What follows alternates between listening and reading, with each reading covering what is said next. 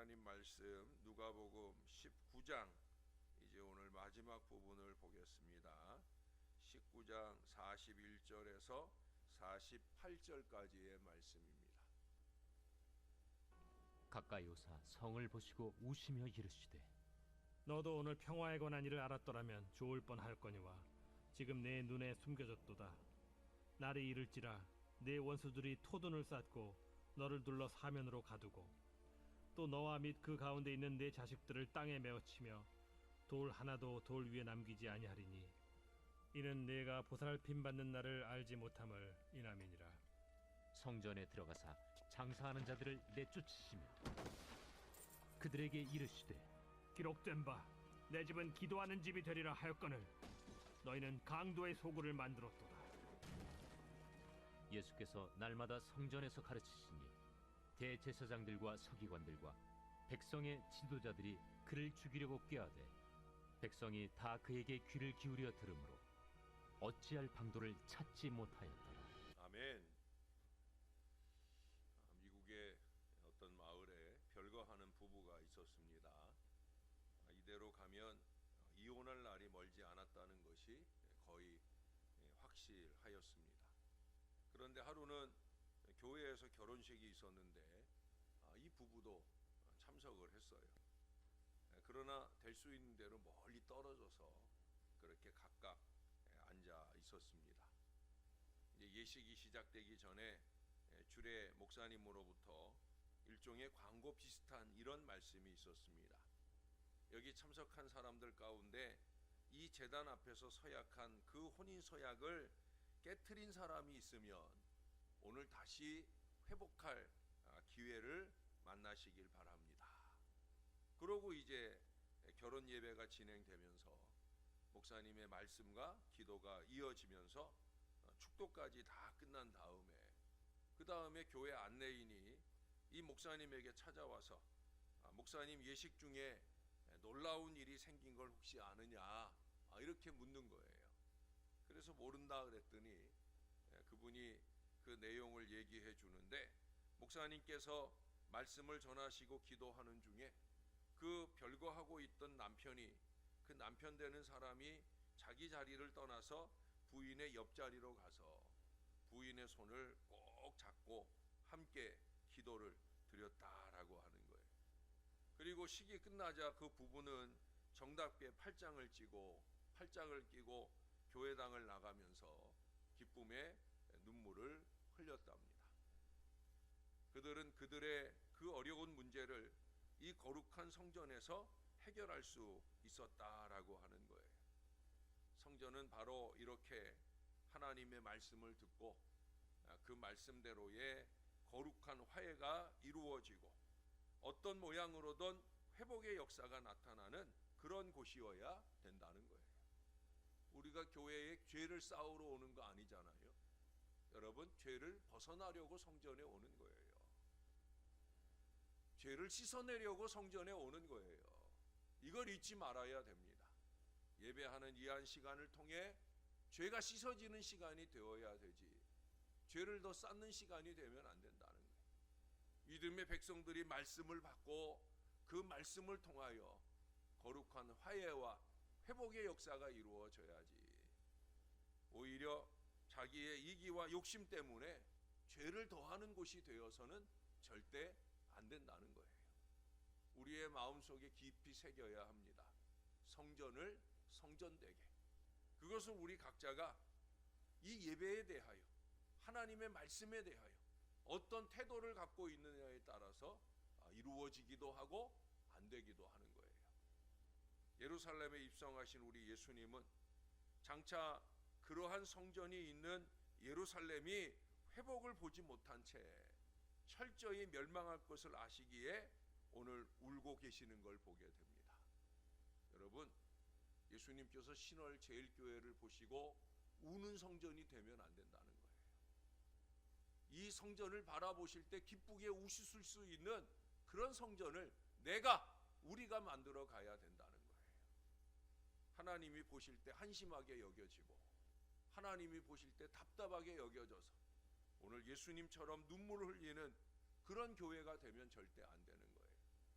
예루살렘은 유대인의 정신앙과 정신생활의 중심인 성전이 있는 신성한 성읍이었어요.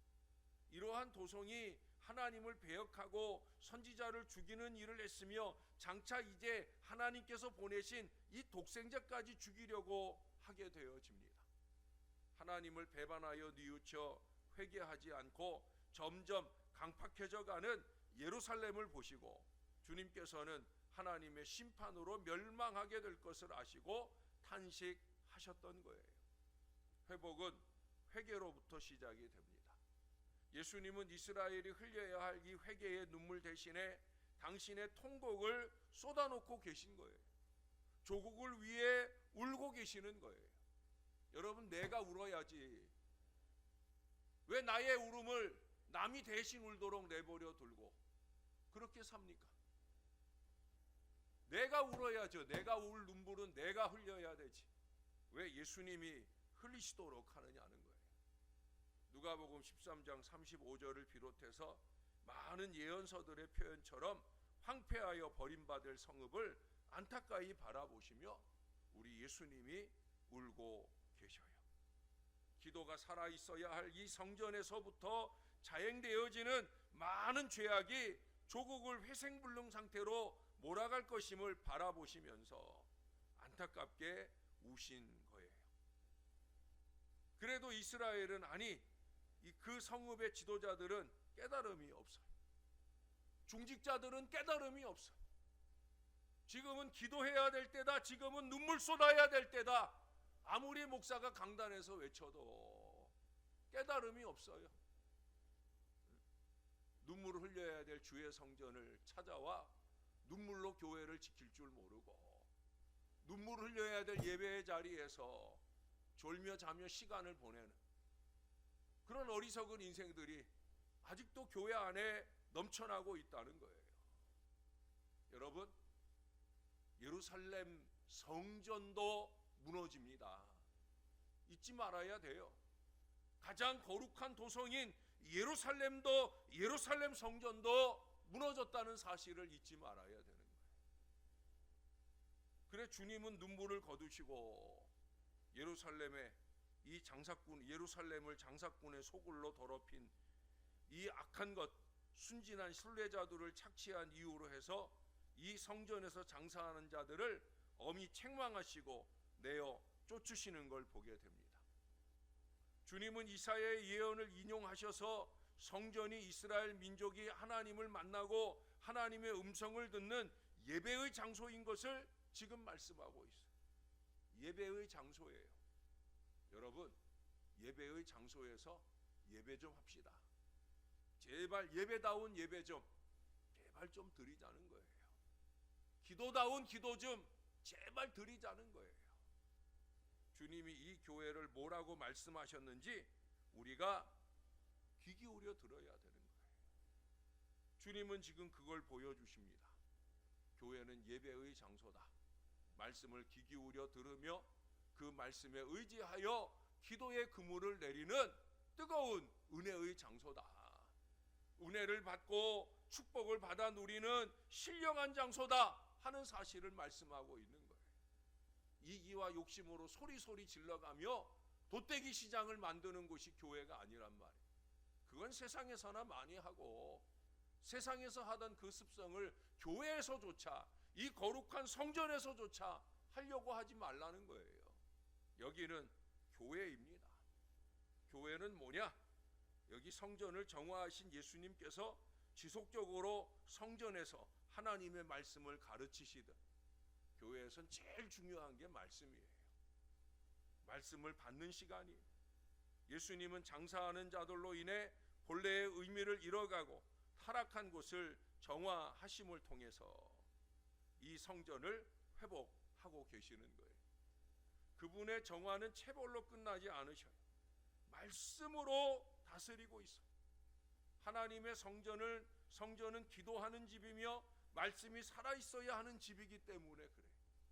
성전에 온 주의 백성들의 마음속에는 하나님의 말씀을 귀 기울여 들으며 그 말씀이 그 마음에 살아있어야, 그래야 하나님의 나라가 내 안에 있다고 하신 그 주님의 말씀이 우리 안에 이루어져야 되는 거예요.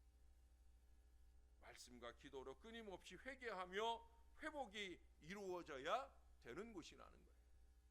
여러분 48절을 좀 보세요. 백성이 다 그에게 귀를 기울여 들으므로 어찌할 방도를 찾지 못하였더라. 할렐루야. 얼마나 견고합니까? 백성들이 다 귀 기울여 하나님의 말씀을 들으니까 앞에 39절에 얘기했던 이런 바리새인들, 지금 성전이 정화되는 걸 보면서 이를 갈고 있는 인생들이, 어떻게 예수를 죽일까 모의하는 인생들이 방도를 찾지 못한다는 거예요. 예?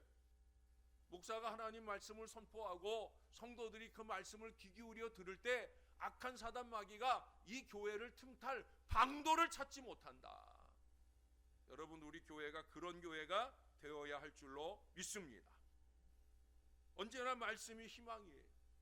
새벽을 깨우시고 바람 가르고 주의 전에 오시는 것도 말씀 받으러 오시는 거 아니에요? 그 말씀을 의지하고 기도하러 오시는 거 아니에요? 기왕에 오신 거 귀 기울여 들으시길 바래요. 그래야 사탄이 틈탈 방도를 찾지 못하고 떠나가는 승리 인생이 되고 승리 공동체가 되는 거예요. 말씀에 의지하고 기도의 그물을 내리는 신앙 공동체가 희망이 있는 거예요. 그런 중에 일꾼을 세워야 그런 일꾼들이 신령한 일꾼을 세울 생각을 하지. 자기 생활이 안 돼. 자기 예배 생활이 안 돼. 자기 기도 생활이 안 돼. 그러니 사람을 세우는 것도 예배 잘하고 기도 열심히 하고 신령한 사람을 세우는 게 아니라 자기랑 가까운 사람을 세우려고 그래. 그 사람의 신성, 신령함의 정도는 보지 않고 신앙도는 보지 않고. 여러분, 은행에서 돈을 대출해 주려면 뭐가 있어야 된다고 그랬어요? 신용도가 있어야 되는 거예요. 그래야 돈을 내주는 거예요. 우리 교회가 새로 예금을 재정립을 하는데 요즘에 이자가 많이 올랐잖아요. 근데 그 오른 중에 제일 좋은 금리로 교회에 허락을 해주더라고. 왜? 그동안에 이 은행을 열심히 이용했으니까. 그래서 신용도가 쌓였으니까. 그러니까 높은 금리로 혜택을 주는 거예요. 신앙도 마찬가지예요. 신앙도를 쌓아야지. 신앙도를 어떻게 쌓아요? 예배 잘 드려야지. 예배하러 왔으면 예배를 예배답게 드려야 되지. 기도를 열심히 해야지. 보면 알잖아요, 여러분. 모처럼 기도 순서 한번 돌아봤을 때 그 기도하는 거 딱 들어보면, 야, 예배 생활을 얼마나 안 했으면, 기도 생활을 얼마나 안 했으면, 아니 저런 한심한 기도를 하고 있나, 그런 생각이 드는 사람들이 있잖아요. 여러분, 신앙도 높이는 사람들을 세워야 되는 거예요. 신앙도는 일도 없는데 그런 사람 나랑 친하다고 그런 사람 세우면서 일꾼 세우면 교회의 앞날이 뻔하게 되는 거예요. 우리는 오늘 이 말씀에서 교회가 사단이 일절 틈타지 않는 은혜 공동체로 잘 유지하는 비결을 배워야 돼요. 어떻게 해야 된다고요? 말씀에 귀를 기울여 들음으로 라는 말씀. 그런 사람들이 많아지고 그런 사람들이 세워져야 됩니다. 그러지 않으면 시험이 오게 되어 있어요. 여러분, 예루살렘이 그렇잖아요. 나중에 가서 그들은 주님의 말씀보다 사람의 미혹에 마음이 빼앗기게 되면서 예수를 못 박으라 외치는 백성이 되고 맙니다. 여러분, 사람의 미혹에 넘어가지 마세요. 예? 사람의 미혹에 넘어가지 마세요. 사람의 미혹이 무섭습니다. 말씀에 귀 기울이는 마음도 다 무너지게 하고 미혹을 받잖아요. 사람의 미혹만 무섭습니까? 사단의 미혹은 더 무서워요. 야, 듣지 마, 자. 야, 듣지 마, 딴 생각해. 사단이 끊임없이 미혹을 합니다. 여러분, 사람과 사단의 미혹이 강해서 그런 것 같아요? 아니에요. 사람이 약해서 그 모양이에요. 사람이 약해서. 내가 약해서 그 모양이지 사단이 사람이 강해서 나를 미혹하는 게 아니에요. 내가 약해서 그런 거예요. 말씀의 깊이가 부족해서 그런 거예요. 말씀 위에, 반석 위에 굳건하게 서지 못해서 그런 거예요. 사랑하는 여러분, 진리는 말씀에 있습니다. 견고한 믿음도 말씀에 있습니다. 회개와 회복도 말씀에 있습니다. 말씀의 능력이 사라진 성전은 그것이 설사 예루살렘이라도 견뎌내지를 못하잖아요. 저나 여러분이 항상 말씀의 귀를 기울이고 그 말씀에 의지하여 회개하면서 무엇보다 우리가 속한 이 공동체를 위해서 뜨거운 눈물로 기도하는 건강한 백성이 되어서 우리 하나님께서 우리가 속한 이 공동체를 길이 보존하시되 은혜와 축복이 넘치는 2023년 그 이후의 역사를 힘있게 열어주시는 복된 공동체가 될 수 있기를 우리의 구주 되시는 예수님의 이름으로 간절히 축원합니다. 기도하겠습니다. 좋으신 아버지, 이 제단을 은혜 공동체로 붙들어 주셔서 감사합니다. 하나님의 말씀이 코로나 어려운 때에도 날마다 선포되는 은혜의 공동체로 지켜주셔서 감사합니다. 코로나가 두렵고 무서워 주의 백성들이 주의 전을 찾지 못하는 때라도 하나님, 목회자들로 통해서 이 교회의 말씀이 지켜지고 하나님의 말씀이 선포되게 하시며 그 말씀을 귀 기울여 들으려는 사랑하는 주의 백성들이 새벽바람을 가르고 주의 전을 찾아올 수 있는 은혜의 자리가 되게 해주셔서 감사합니다. 따뜻한 자리 버리고 주의 전에 왔습니다. 잠자는 자리 버리고 주의 전에 왔습니다. 말씀을 귀 기울여 들음으로 큰 은혜 가운데 거하려고 주님의 존전에 왔습니다. 헛걸음되지 않는 우리의 새벽걸음이 되게 하시고 우리의 날마다의 예배 생활이 될 수 있게 도와 주시옵소서. 예배가 살아있는 교회, 예배 속에 말씀과 기도가 뜨거운 은혜로운 제단이 되게 하여 주시옵소서. 감히 악한 사람들이, 악한 사단이 일절 미혹할 방도를 찾지 못하는 능력과 은혜의 사람들, 능력과 은혜의 공동체가 될 수 있도록 주여 우리를 붙들어 주시옵소서. 사람이 사단이 강해서 미혹에 넘어가는 것이 아니라, 졸며 자는 것이 아니라 내가 약한 때문임을 알게 하옵소서. 정신을 바짝 차리고 믿음의 예배로, 믿음의 기도로 이 교회를 지키고 어머니 기도 못 잊어 주의 전을 찾아올 우리 자식들 만들어내는 믿음의 부모가 될 수 있도록 주여 우리를 붙들어 주시옵소서. 이제 내일입니다. 벌써 내일이 왔습니다. 기도 한 번 제대로 못했는데 벌써 내일이 왔습니다. 교회의 중직자라는 사람들이 기도 한 번 하러 오지 않는데 벌써 내일이 왔습니다. 기도 없이 사람의 일을 도모하며 다니는 때 그렇게 지나며 벌써 내일이 왔습니다. 하나님, 내일 하나님의 일을 좀 꼭 해주시옵소서. 사람들의 마음에 가득한 사단의 마음들도 물리쳐 주시고 오직 하나님의 마음이 영영하게 서는 은혜의 제단, 능력의 제단이 되게 하여 주시옵소서. 예배할 줄 아는 사람, 기도할 줄 아는 사람, 신령함이 묻어나는 신앙도가 높은 사람, 이런 사람들이 하나님의 일꾼들이 될 수 있도록 주님 도와 주시옵소서. 세워지면 한다고요? 절대 그렇지 않습니다. 하나님, 안 하던 사람은 세워져도 안 합니다. 하는 사람이 합니다. 하나님, 반드시 열심히 예배하고 열심히 기도하고 신령하게 주님의 제단을 잘 섬기며 목사의 목회를 방해하는 사람이 아니라 목사의 목회를 잘 도우며 목사의 꿈꾸는 비전을 온몸과 마음으로 이루어가기를 소원하는 하나님의 사람들이 꼭 세워지는 내일 복된 날이 되게 하여 주시옵소서. 온 교회가 은혜의 날이 되게 하시고 절대 한 사람도 이 일로 통하여 시험 드는 일이 없도록 주님께서 강하게 역사하시고 은혜를 베풀어 주시옵소서. 시종을 주님께 의지하고 맡겨드립니다. 책임져 주시옵소서. 감사합니다.